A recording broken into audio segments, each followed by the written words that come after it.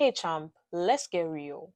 If you're a prospective student dreaming of studying in the US, full funding, yet your inbox is filled with unanswered code emails, this video is your wake up call because a lot of us are doing it all wrong. Hello, everyone. This is your girl Helen. You are welcome to the Sunshine Abroad. And today we are diving into one of the most misunderstood topics, that is code emailing faculty members for funding. Yes, I know a lot of you have been hearing, reach out to professors, ask them about their research experience, blah, blah, blah, pitch yourself. Yes, I know a lot of us have been hearing that. But I will point out what we've been doing wrongly and what we can do instead in a more strategic and smart way. So stay tuned. Let me break it down so you shoot your shot and hit the target. I've always been asking myself, why would you randomly send a professor an email knowing that the program you're applying to isn't a research based master's or PhD? Yeah. Why would you do that when it's just like a course based program or you do not have any desire for research or teaching? A lot of us have this mindset that, oh, let me send it. Who knows? I may know. That is not strategic. That I would say, in my view, it's a waste of time of yours and theirs. Here's the truth. For most research-based masters and PhD programs, funding opportunities through graduate research assistantship are tied directly to these programs in a form of what?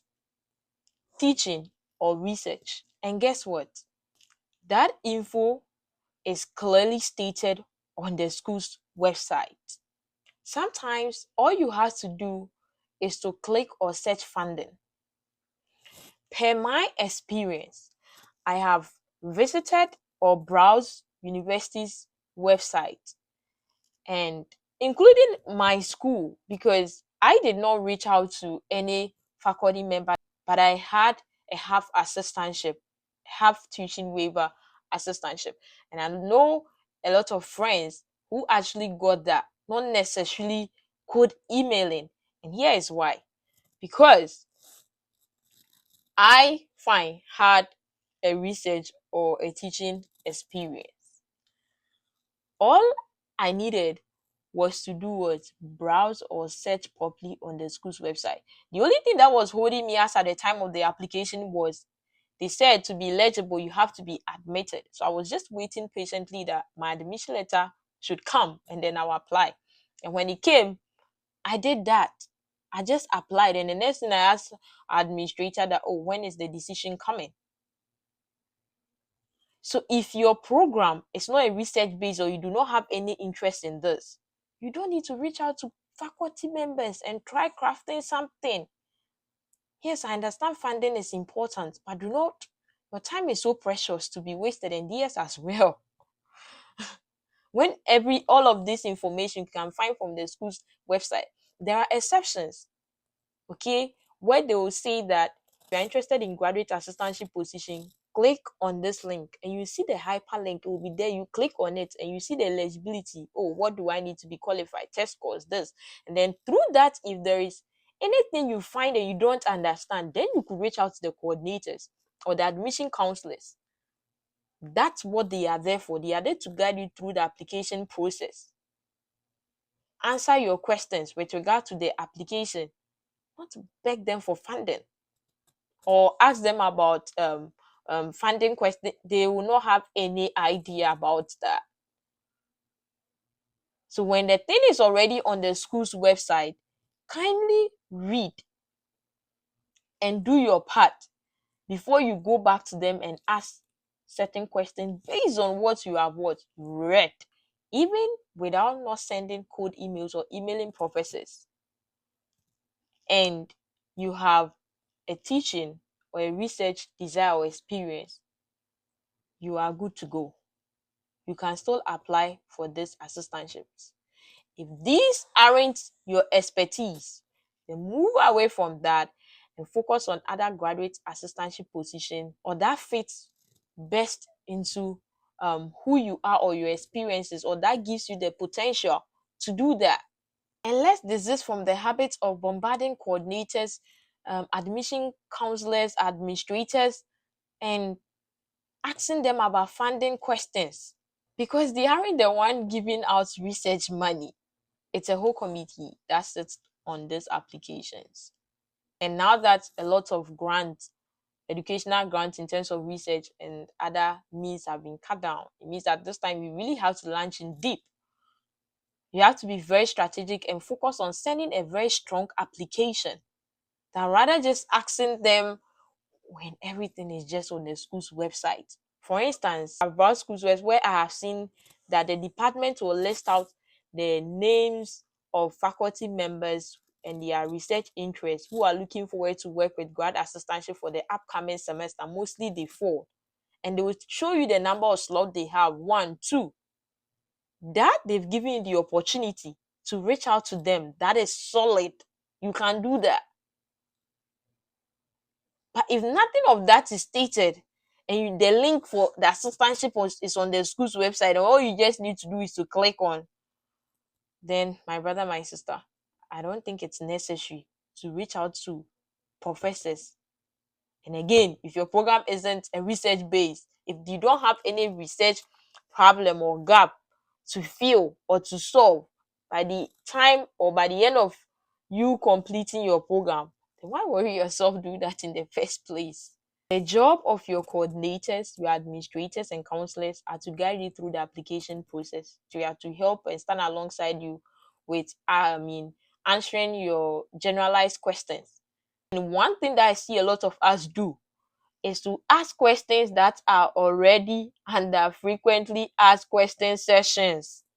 And most of the time, if you should know, when you ask such questions, all they will do is to go click on the link and send it to you, and it will take you directly to that site, and you go and read for yourself. So I'm just encouraging all of us that let's take time and read on the school's website. So much for us to get, and let's do that. For 2026 application cycle, we are looking forward to doing it the smart and very strategic. And one of them is for you to launch deep and read a lot, explore the school's website, what they have for you. They have all the information there to guide you with your application. If there is anything that you do not understand, you have the opportunity to always reach out to them, and they'll be willing to help you understand. Now, here is what you should do instead. Make sure to think of emailing a professor. It's been stated that you could do that. The exceptions that I mentioned, they have it there. Or you are very active on LinkedIn and you've seen a professor from a particular school saying that I need a grad student for this coming semester to work with. Email me here. That is a great opportunity for you to pitch yourself with your resume and your research interest. That is what we are talking about. If it's a course base and it's already listed there for you to click and apply, do that. Like my case. At the end of the day, it's not about who emailed. It's about who has the proof of value or potential based on their resume. The committee will sit down and they will pick the strong application, considering all things, all documents that you have submitted, not just because you emailed them. If your resume does not speak or prove of the value that they want or carry that potentiality that they are looking for, it won't guarantee anything. So cold emailing does not guarantee that you are going to be funded. However, if the exceptions I have mentioned, you see cases where the faculty members are listed there, They said reach out to them. This is their research interest. They have 1, 2, 3 slot, and their responses to you is positive. They are on Zoom with you talking about your research interest and everything. Then you are going somewhere. Some will even be willing to help you through the application process because they are just so much interested in your research and they are looking forward to join them in their lab or to join or contribute to their ongoing research project. That's what we are talking about. You have a gap to fill with your research. You have a solution to give based on your problem. That's what we are talking about. Not just randomly sending an email because you want funding. No. Thing you want to do, which have some way somehow have chipped that in, is to research the faculty's members' interest. Go and read about them. Does that really align to your research interest? Is that something you are looking forward to work with them? If it's the case, then you are good to go. You want to make this very brief, very short, what you are willing or bringing on board to contribute to their research. And let's take note that majority of cases, per my experience, PhD programs come with full funding on competitive basis, either through research or teaching. Unless it is stated, you do not need to reach out to any faculty member for funding. It's already stated that all PhD applicants given admission are going to be awarded funding either through grants, fellowship, or teaching or research. It will be on the school's website. You will see it. Keep your email professional. If you have to merge 1 or 2 documents to make it one, do that. If they have stated that you don't need to send them your whole publication, please do not do that because they might not have the time to read through all that. Summarize that and put it in your email and make it brief with your resume. Resume to 1 to 2 pages. Last 3 is enough. Many assistantship jobs are posted on the school's job posting, which is also on their website. That's why I'm here doing this video for you to do a very good research, launching in deep for 2026 application.